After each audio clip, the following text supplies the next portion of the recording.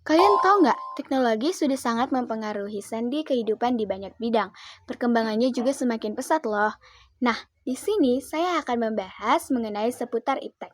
Apa itu iptek? Bagaimana perkembangan iptek? Apa dampak positif dan negatif iptek terhadap negara Republik Indonesia? Dan bagaimana sikap kita dalam menghadapi iptek? Nah, tapi sebelum masuk ke dalam pembahasan, biarkan saya memperkenalkan diri saya. Perkenalkan, nama saya Marsha Helena Siota dari kelas 12 IPA 2 yang akan membahas seputar iptek. Yang pertama, apa itu iptek? Iptek atau ilmu pengetahuan dan teknologi adalah kesatuan utuh antara pemahaman sistematis tentang fenomena alam dan penerapan praktis dari pengetahuan tersebut untuk menciptakan alat, sistem, atau metode guna mempermudah kehidupan manusia. Iptek berperan krusial dalam meningkatkan kesejahteraan, efisiensi pekerjaan, dan kemajuan peradaban melalui inovasi yang terus berkembang. Yang kedua, bagaimana perkembangan iptek di Indonesia? Yuk kita bahas. Berbicara tentang perkembangan iptek di Indonesia tentu tak bisa lepas dari peran teknologi. Informasi yang terus berkembang sebagai satu di antara negara berkembang di Asia. Penggunaan teknologi di Indonesia tergolong pesat. Berbagai usaha untuk memajukan kualitas iptek di Indonesia pun dilakukan. Beberapa produk buatan anak bangsa pun diakui dunia. Misalnya teknologi konstruksi sistem cakar ayam, jembatan sosro bahu, hingga teknologi jaringan 4G. Berikut adalah beberapa contoh perkembangan ilmu pengetahuan dan teknologi di Indonesia. Antara lain, yang pertama, satelit. Di antara kamu tentu sudah tahu kan kalau Indonesia punya satelit? Satelit milik Indonesia dinamakan Sistem Komunikasi Satelit Domestik SKSD Palapa. Satelit ini dibangun melalui sistem komunikasi yang dikendalikan Indonesia sejak tahun 1974 dan selesai pada tahun 1976. Sistem satelit Palapa ini memungkinkan Indonesia mengakses berbagai informasi melalui sinyal yang dipancarkan ke berbagai perangkat elektronik, seperti televisi, radio, telepon, dan sejenisnya. Yang kedua, telepon seluler. Jauh sebelum smartphone yang kamu miliki sekarang, teknologi telepon seluler sudah dikenal Indonesia sejak tahun 1990. Saat itu, penggunaan teknologi ponsel memang masih sederhana, yaitu hanya sebatas untuk melakukan dan menerima panggilan, hingga mengirim pesan singkat.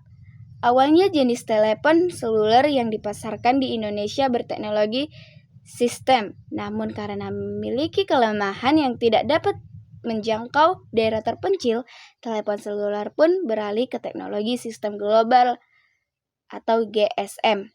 Penggunaan GSM terlihat dari banyaknya stasiun pemancar sinyal seluler yang didirikan di daerah terpencil di Indonesia. Seiring berkembangnya ini, penggunaan telepon seluler pun jauh lebih kompleks dari yang hanya menerima panggilan dan berkirim pesan menjadi perangkat personal yang lengkap dengan berbagai aplikasi canggih, mulai dari pemutar lagu, kamera, hingga mengakses jaringan internet. Yang ketiga, televisi. Jauh sebelum ditemukannya YouTube, televisi menjadi media penyampai informasi yang sangat digemari di Indonesia.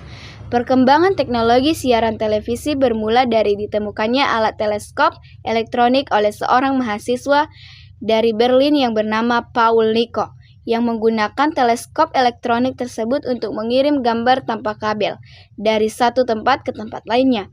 Pada tahun 1884 di Indonesia, televisi diperkenalkan tahun 1962 dengan siaran televisi Republik Indonesia TVRI yang kemudian mengalami perkembangan yang sangat signifikan dengan munculnya beberapa televisi swasta, yaitu RCTI, SCTV, NTV, Global TV, dan masih banyak lagi lainnya. Yang keempat, komputer dan internet. Pada tahun 1990-an, perkembangan iptek di Indonesia ditandai dengan diperkenalkannya sistem teknologi informasi berupa jaringan internet.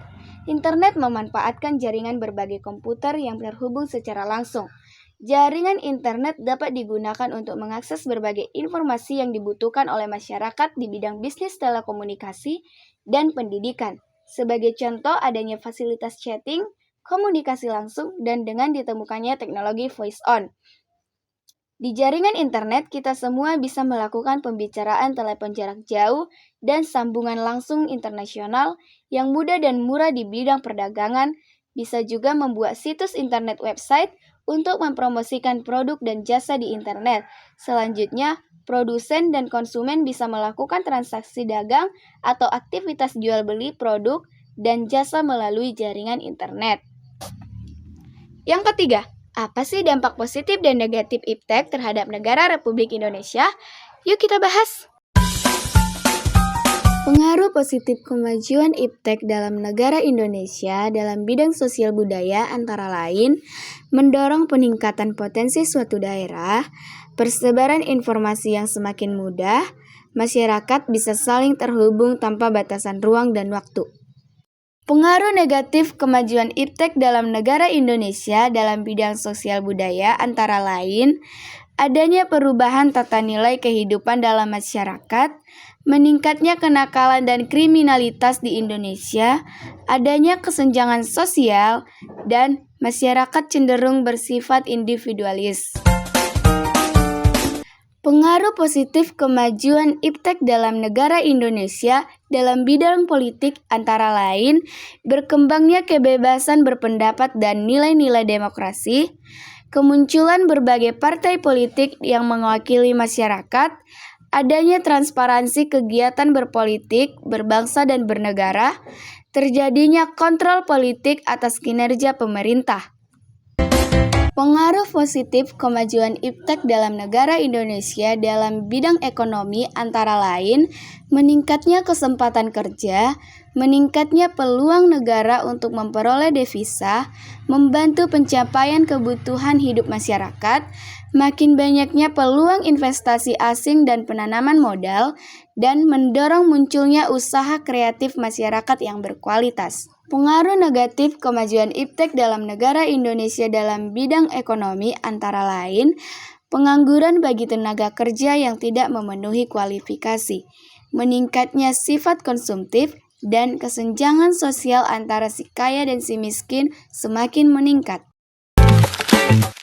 Pengaruh positif kemajuan iptek dalam negara Indonesia dalam bidang hukum antara lain semakin kuat tuntutan untuk menegakkan hukum yang profesional dan adil, memperkuat regulasi hukum dan perancangan undang-undang yang pro-rakyat, dan kuatnya demokrasi, supremasi hukum, dan pelaksanaan HAM. Sedangkan pengaruh negatif kemajuan iptek dalam negara Indonesia dalam bidang hukum antara lain menimbulkan tindakan anarkis dari masyarakat dan berkurangnya peran masyarakat untuk menjaga keamanan. Yang keempat, bagaimana sikap kita dalam menghadapi iptek? Sikap terbaik dalam menghadapi perkembangan ilmu pengetahuan dan teknologi adalah bersikap selektif, kritis, bijak, dan produktif. Selektif dan kritis artinya tidak menelan mentah-mentah semua teknologi atau informasi baru, melainkan menyaring mana yang membawa dampak positif dan menolak yang merusak, seperti konten pornografi, hoaks, atau radikalisme.